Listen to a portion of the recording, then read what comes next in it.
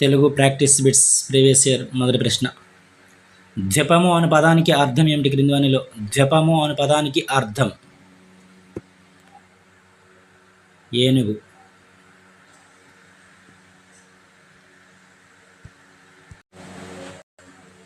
తర్వాయి ప్రశ్న. విరామ చిహ్నాలను పాటిస్తూ విషయాన్ని సంఘటనా క్రమంలో దోషరహితంగా రాయగలగడం ఈ విద్యా ప్రమాణం. స్వీరచన విద్యా ప్రమాణం. తర్వాయి ప్రశ్న. ఈ క్రింది వాటిలో ఉత్తమ పురుష కథనంలో ఉన్న పాఠాలు. ఉత్తమ పురుష కథనంలో ఉన్న పాఠాలు. మర్రి చెట్టు నా చదువు.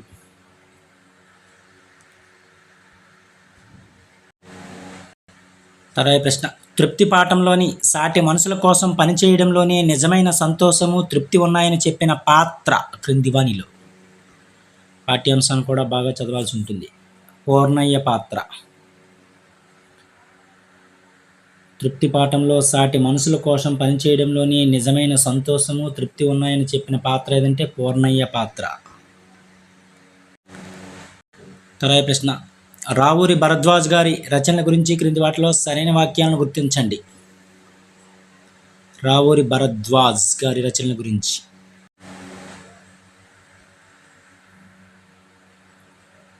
అపరిచితులు అనేది కథా సంపుటి, ఇది కరెక్టే. అదేవిధంగా కీలుగుర్రం పిల్లల కథ. అదేవిధంగా కరిమరింగిన వెలగపండు అనేది నవల, ఇది కరెక్టే. Fourth option wrong.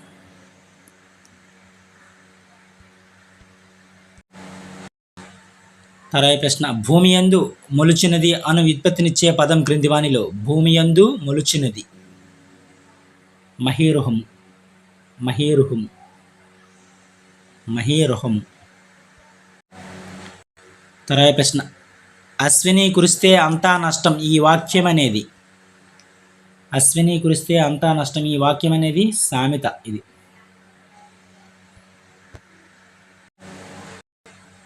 తర్వాయి ప్రశ్న. బోయవాడు బాణంతో పక్షిని కొట్టాడు ఈ వాక్యంలోని విభక్తులను గుర్తించండి. బోయవాడు బాణంతో పక్షిని కొట్టాడు ఈ వాక్యంలోని విభక్తులు. ప్రథమ విభక్తి, తృతీయ విభక్తి, ద్వితీయ విభక్తి ఉన్నాయి. తో వస్తే తృతీయ. తర్వాయి ప్రశ్న. మేలుమలుపు పాఠ్యభాగం ఈ గ్రంథం నుంచి గ్రహింపబడింది. మేలుమలుపు పాఠ్యభాగం అనేది ఈ గ్రంథం నుంచి గ్రహింపబడింది. పుష్పలావికలు గ్రంథం నుంచి గ్రహించబడింది. పుష్పలావికలు.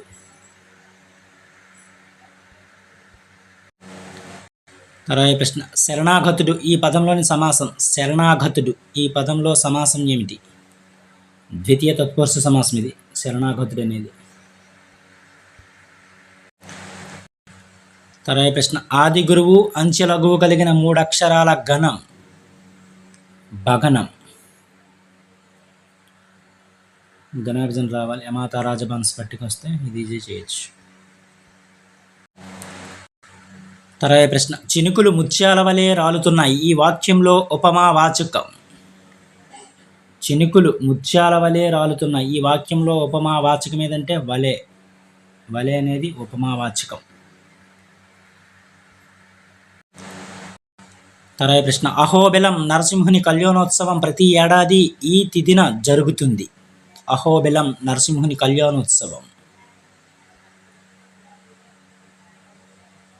పాల్గొన శుద్ధ పౌర్ణమి నాడు జరుగుతుంది. పాల్గొన శుద్ధ పౌర్ణమి నాడు. తర్వాయి ప్రశ్న. ఈరోజు వర్షం కురుస్తుందో కురవదో ఇది ఏ రకమైన వాక్యం? ఈరోజు వర్షం కురుస్తుందో కురవదో సందేహార్థక వాక్యం ఈ వాక్యం అనేది.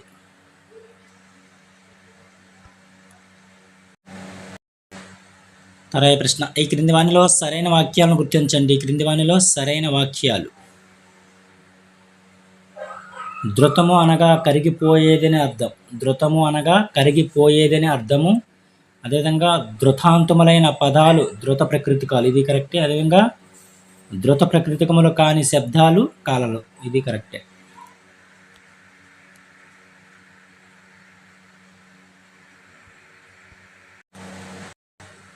తర్వాయి ప్రశ్న. సరిగా సంధి చేయకపోవడము, వైరీ సమాసాలు ఉపయోగించడం వంటివి దోషాలు. భాషా దోషాలు ఇవి, భాషా దోషాలు. తర్వాత ప్రశ్న, మనసులోని భావ పరంపరను ఏ పదాలు ఏ వాక్యాలు ఎదుటివారికి అందిస్తాయో ఆ పదాలు వాక్యాలే భాష అన్నది క్రింది వానిలో. రామచంద్ర వర్మ.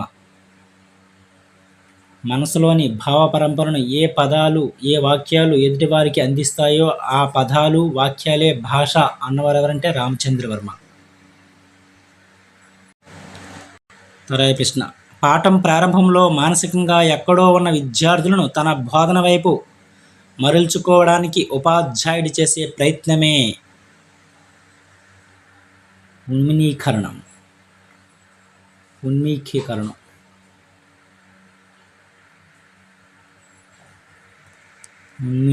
ఉన్ముఖీకరణం. తర్వాత ప్రశ్న, విద్యార్థులు కవీంద్రుడనే పదంలోని సంధిని గుర్తించడం అనేది ఈ లక్ష్యం కిందకు వస్తుంది. సంవృత లక్ష్యం కిందకు వస్తుంది. ఇది సంవృత లక్ష్యం. మెథడాలజీ ఇంపార్టెంటే, నేర్చుకోవాలి.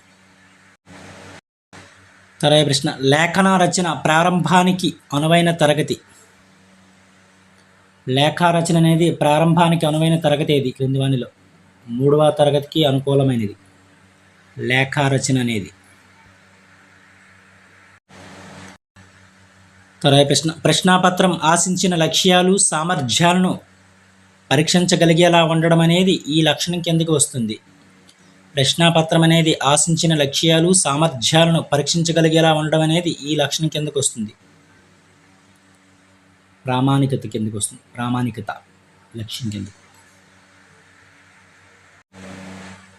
ప్రామాణిక లక్షణం కిందకు వస్తుంది. తర్వాత ప్రశ్న, కొన్ని పుస్తకాలను రుచి చూడాలి, కొన్నింటిని మింగేయాలి, మరికొన్నింటిని నమిలి జీర్ణం చేసుకోవాలి అన్నది క్రింది వానిలో. కొన్ని పుస్తకాలను రుచి చూడాలి,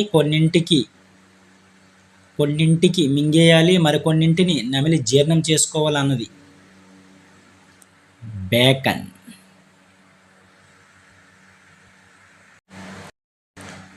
తర్వాత ప్రశ్న, పూర్ణ పద్ధతికి సంబంధించి క్రింది వానిలో సరైన వాక్యాలను గుర్తించండి. పూర్ణ పద్ధతికి సంబంధించి ఇది ఆధునిక పద్ధతి మరియు ఉన్నత తరగతులకు ఉత్తమమైన పద్ధతి. పూర్ణ పద్ధతి అనేది ఆధునిక పద్ధతి మరియు ఉన్నత తరగతులకు ఉత్తమ పద్ధతి. అదేవిధంగా పద్యాన్ని మొత్తంగా గ్రహించి బోధించే పద్ధతి ఇది. పద్యాన్ని మొత్తంగా గ్రహించి బోధించే పద్ధతి అంటే పూర్ణ పద్ధతి. విధంగా విద్యార్థులలో రసానుభూతి భావానుభూతి కలిగించుటకు ఇది ఉత్తమమైనది పూర్ణ పద్ధతి అనేది. ఈ అనేది రాంగ్. ఇవి తెలుగుకి సంబంధించిన కొన్ని ముఖ్యమైన ప్రాక్టీస్ బిట్స్. మరిన్ని ప్రాక్టీస్ బిట్స్ కోసం మన ఛానల్ సబ్స్క్రైబ్ చేసుకోండి ఫ్రెండ్స్. Thank you.